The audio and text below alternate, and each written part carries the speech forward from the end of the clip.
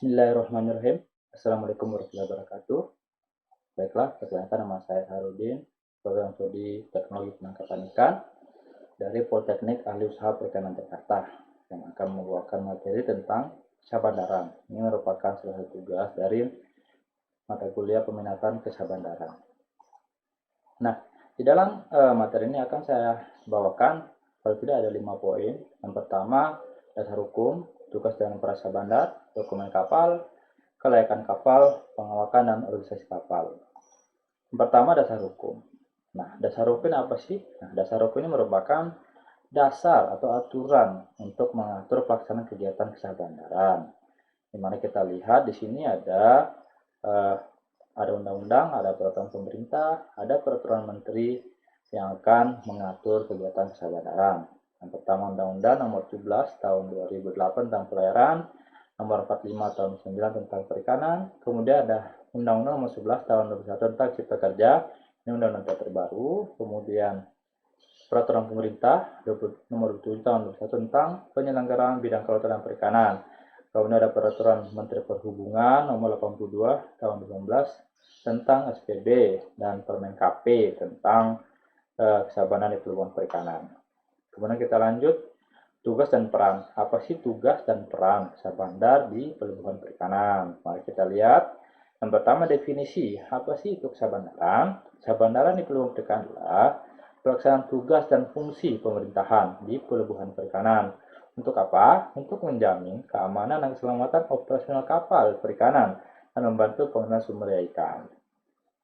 Nah, sabandar sendiri adalah pejabat atau orangnya, pejabat pemerintah yang ditempatkan secara khusus di pelabuhan perikanan untuk pengurusan administratif dan menjalankan fungsi menjaga keselamatan pelayaran.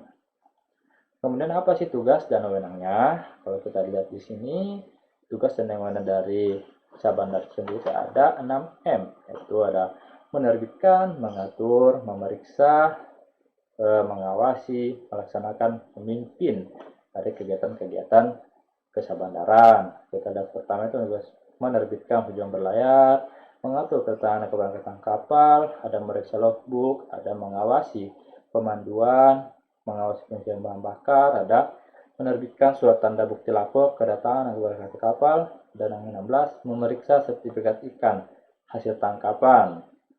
Kemudian perannya apa sih? Peran sabandar di pelabuhan perikanan ada 6. Yang pertama, menjamin keamanan keselamatan operasional kapal perikanan dan membantu pengendalian sumber ikan, memberikan kebutuhan kepada nahkoda, mengatur kedatangan keberangkatan kapal dan penempatannya pula di orang pelabuhan, mengawal perlindungan nelayan, mendorong peningkatan pendapatan negara bukan pajak atau PNBP, kemudian mendorong pelaksanaan ekspor produk perikanan melalui perikanan hasil tangkapan atau SHTI.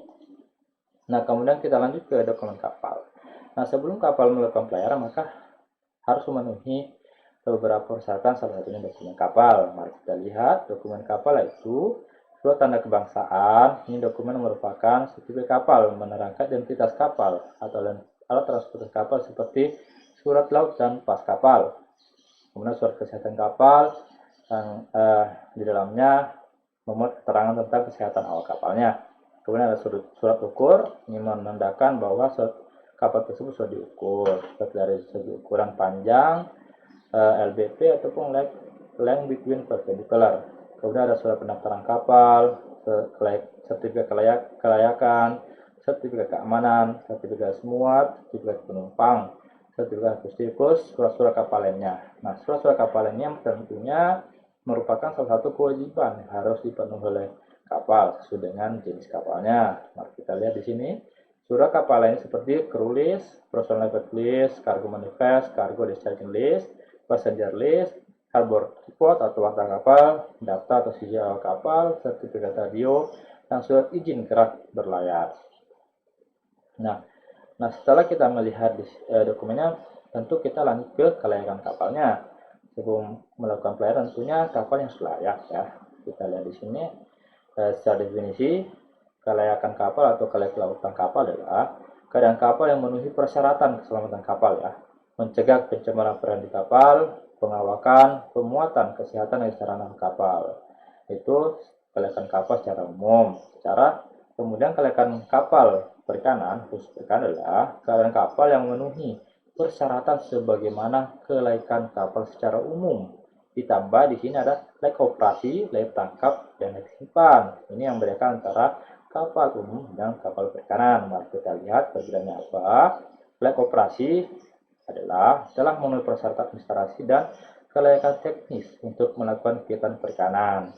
Nah, layak tangkap apa? Layak tangkap adalah kesesuaian hubungan antara ukuran kapal, mesin, alat tangkap, alat bantu, lalu penangkapan ikan, dan kecakapan ABK di atas kapal ikan.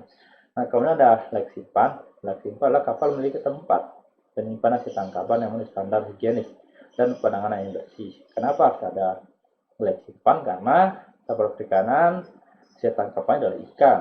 Ikan merupakan salah satu eh, yang cepat mengalami pembusukan sehingga memerlukan tempat yang layak.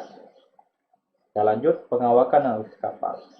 Nah, di dalam kapal untuk menunjang pelaksanaan kegiatan supaya berjalan dengan tertib dan aman, tentunya ada pengawakan dan organisasi kapal. Mari kita lihat, pengawakan kapal adalah awak kapal adalah orang yang bekerja atau dipekerjakan di atas kapal oleh pemilik atau operator kapal untuk melakukan tugas di atas kapal sesuai dengan jabatannya yang tercantum dalam buku sijil.